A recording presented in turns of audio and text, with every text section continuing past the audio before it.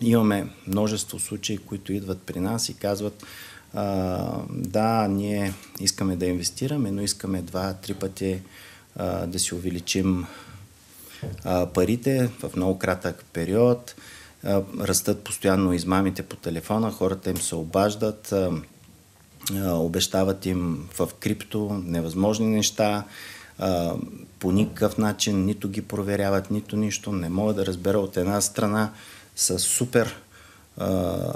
така консервативни и не смеят да гледат към нормални инвестиционни продукти, но от друга страна пък има множество хора, които залитат в другата крайност и поверяват парите си на реални измамници, които ги лъжат в очите и просто защото им казват изведнъж, че ще направят 100, 200 или 300% и те са готови да му доверят. И там е интересно, че блендата е много голяма от хора, които примерно дават 100-200 лева, до хора, които дават 100 хиляди и повече. Аз просто не мога да си представя как може тези хора да ни отидат да проверят лицензиран ли е това, тези хора, на които дават парите си, имат ли необходимите умения и познания,